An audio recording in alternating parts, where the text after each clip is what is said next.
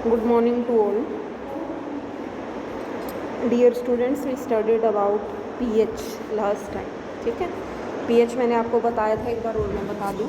pH tells us about whether any given solution to you is acid or base.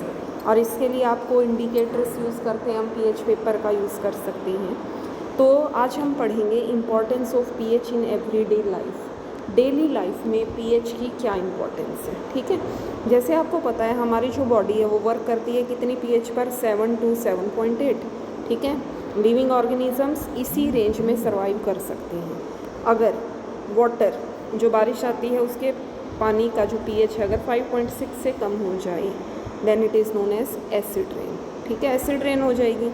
और आपको पता है अगर एसिड रेन क्या है, रिवर्स में चली जाती है तो नदियों का pH भी क्या कर देगी, वो कम कर देगी. और जैसा हमने पढ़ा अगर pH 7 से कम है, लेस देन 7 है, एज यू नो वो कैसा हो जाएगा, it becomes acidic.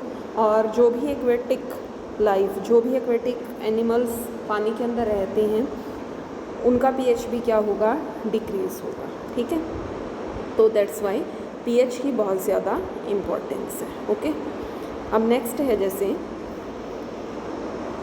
Acid in other planet. कोई दूसरे ग्रह होते हैं वहाँ पर भी एसिड प्रेजेंट है. तो जो एटमॉस्फेयर है वीनस का जो एटमॉस्फेयर है उस पर बहुत ही पतले वाइट और येलोइश कलर के बादल हैं सल्फ्यूरिक एसिड के. तो हमें पता है अगर सल्फ्यूरिक एसिड के बादल होंगे तो वहाँ पर लाइफ एग्जिस्ट नहीं कर पाएगी. What is pH of soil in your backyard. आपका जो बगीचा है उसकी pH कितनी है. प्लांट्स हमें पता है एक स्पेसिफिक pH पर ही काम करते हैं और अगर इस pH को हमें मेंटेन रखते हैं तो ही जो पौधे हैं वो हेल्दी होंगे.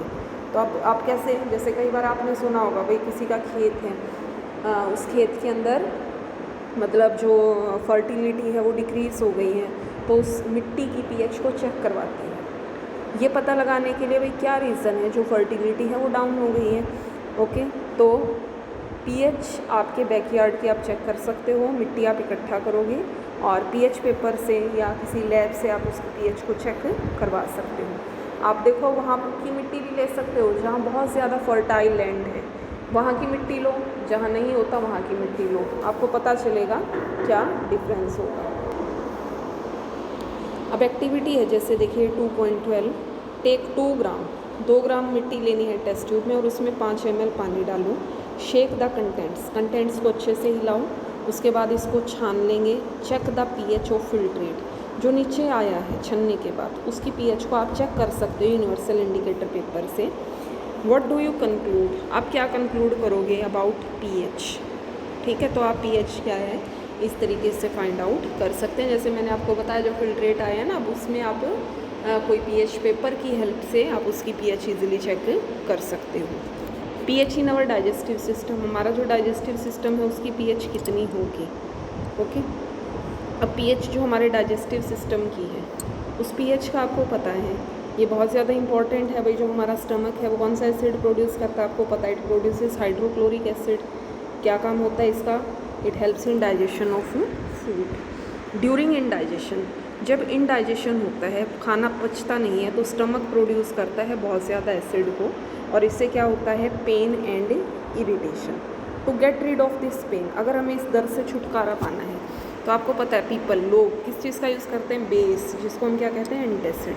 और इसकी एक रेमेडी क्या है, जैसे अगर किसी को एसिडिटी हो तो आप उसको क्या कर सकते हो, अगर आप उसको कोई बेस देते हो, जैसे इनो वगैरह पीते हैं ना, तो ये क्या चीज़ है, एसिडिटी को रिमूव करने के लिए बेस है. या अगर किसी को एसिडिटी हुई है तो उसको टैबलेट देते हैं एंटासिड. एंटी एसिडिटी का क्या होगा, जो उल्टा होगा, रिवर्स होगा. ठीक है, मिल्क ऑफ मैग्नीशिया या मैग्नीशियम हाइड्रोक्साइड जो एक बेस है, इसका यूज़ भी हम कर सकते हैं. pH चेंज, pH कैसे बदलता है और pH क्या रीज़न है टूथ डीके का, जो दांत गिरते हैं. टूथ डीके, कई बार दांत गिर जाते हैं मुंह से, क्यों, क्योंकि जब आपकी मुंह की pH 5.5 से कम हो जाए. आपके मुंह के अंदर होते हैं टूथ एनेमल, वाइट कलर, देखते हो ना आप, वाइट कलर की जो कवरिंग होती है दांतों पर वो किसकी होती है, टूथ एनिमल, जो किससे मिलकर बनती है, कैल्शियम हाइड्रोक्सी एपिटाइट. जो एक फॉर्म होती है कैल्शियम फॉस्फेट की, जो बहुत ज़्यादा हार्ड सब्सटेंस है हमारी बॉडी में। और आप देखते हो, आप कुछ भी खा पी लो तो दांत की जो वाइट कवरिंग है ना, वो कभी भी डिसोल्व नहीं होती पानी के अंदर, पर वो करोड हो जाती है, उस पर जंग लग जाता है। कई बार आपने देखा होगा येलो या ब्राउन कलर का जंग लग जाता है जब आपके मुंह की pH 5.5 से कम हो। ये क्यों होता है? क्योंकि आप खाना खाने के बाद प्रॉपर ब्रश नहीं करते, प्रॉपर कुरला नहीं करते। बैक्टीरिया जो आपके मुंह के अंदर है वो एसिड्स को प्रोड्यूस करते हैं, और डिग्रेडेशन ऑफ शुगर, जो आप चीनी वगैरह खाते हो मीठा रह जाता है, जो फूड के पार्टिकल्स रह जाते हैं वो अच्छी तरह से टूटते नहीं हैं, डिग्रेड नहीं होते। ओके, तो इसका बढ़िया तरीका क्या है? आपको खाना खाने के बाद ब्रश करना चाहिए, टूथपेस्ट का यूज़ करना चाहिए, ताकि एक्सेस एसिड को आप रिमूव कर सको। Okay, self defence by plants, अपना खुद का बचाव कैसे कर सकते हैं पौधे और पशु? थ्रू केमिकल वारफेयर, केमिकल से। क्या आपने कभी सुना है आपको एक हनी बी ने काट लिया, मधुमक्खी ने, तो ये मधुमक्खी क्या करती है आपकी बॉडी में? एसिड को रिलीज़ करती है, तभी आपको बहुत ज़्यादा पेन होता है। Bee sting leaves an acid which cause pain and irritation, तो आप वहाँ पर एक बेस का यूज़ करते हो, जैसे मीठा सोडा लगा सकते हो जिससे आपको रिलीफ मिलेगा। Stinging hair of nettle leave inject, ये एक देखो निटल लीव्स कांटेदार पौधा है, ये इंजेक्ट करता है मिथेनोइक एसिड को, जिससे क्या होता है? बर्निंग पेन, बहुत ज़्यादा दर्द महसूस होता है। ठीक है, जैसे नेचर प्रोवाइड न्यूट्रलाइजेशन ऑप्शन, अब हमारी जो प्रकृति है ना, वो न्यूट्रलाइजेशन का ऑप्शन कैसे? जैसे जो निटल प्लांट है, ठीक है, निटल मैंने आपको कहा ना, निटल क्या होता है? कांटेदार पौधा, ये वाइल्ड एरियाज़ में होता है, और इसके जो हेयर्स होते हैं कैसे? स्टिंगिंग हेयर, जिससे बहुत ज़्यादा दर्द होता है ड्यू टू मिथेनोइक एसिड। और एक इसकी रेमेडी है, इसके पास पौधा पाया जाता है, कौन सा? डोक प्लांट, बिल्कुल निटल लीव्स के पास। और अगर आप निटल लीव्स मतलब अगर किसी ने काट लिया है, किसी को निटल लीव्स ने कांटा चुभ गया है, तो डोक प्लांट जो उसके पास में पाया जाता है, आप उसके पत्ते लगा सकते हो। इससे क्या होगा? जो एसिड रिलीज़ होता है उसकी एक्टिविटी कम हो जाएगी। ठीक है, तो जनरली ये पाया जाता है पहाड़ी इलाकों के अंदर। ठीक, अब नेक्स्ट है देखिए विनेगर। विनेगर में एसिड कौन सा होता है? सिरके में एसिटिक एसिड, ऑरेंज में सिट्रिक एसिड, टेमेरिंड इमली में टार्ट्रिक एसिड, टमाटर के अंदर ऑक्सैलिक एसिड, खट्टे दूध में लैक्टिक एसिड, लेमन में सिट्रिक एसिड, आंट स्टिंग में मिथेनोइक एसिड, निटल स्टिंग में भी कौन सा एसिड होता है? बोलिए, मिथेनोइक एसिड। ठीक है, अब देखिए नेक्स्ट जो है वो मोर अबाउट साल्ट, हम पढ़ेंगे साल्ट के बारे में।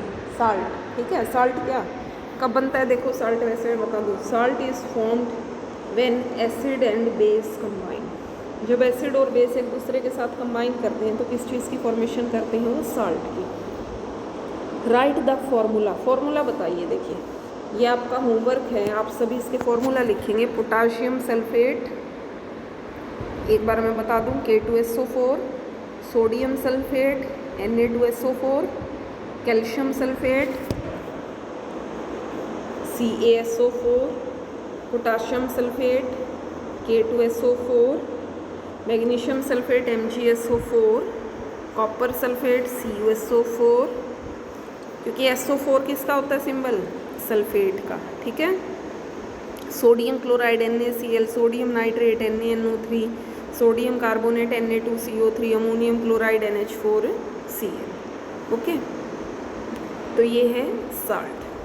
अब identify the acid and base, अब आपको इसमें अगर आइडेंटिफाई करना है भाई एसिड या बेस कौन सा होगा, तो जो साल्ट है उसमें दो रेडिकल, अब देखो रेडिकल कहाँ, रेडिकल का मतलब क्या है? पॉजिटिव और negatively charge ions. For example जैसे NaCl या Na2SO4, दो हैं। Na सोडियम, इसमें भी सोडियम किस फैमिली को बिलोंग करते हैं? सोडियम साल्ट की फैमिली।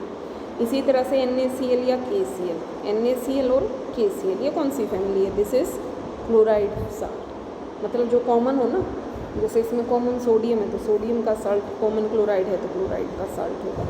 अब NaCl में आपको फाइंड आउट करना है एसिड या बेस क्या होगा, तो हम लिखेंगे NaCl, इसमें NaOH, NaOH तो क्या है बोलो? बेस है, प्लस HCl क्या होगा? एसिड होगा।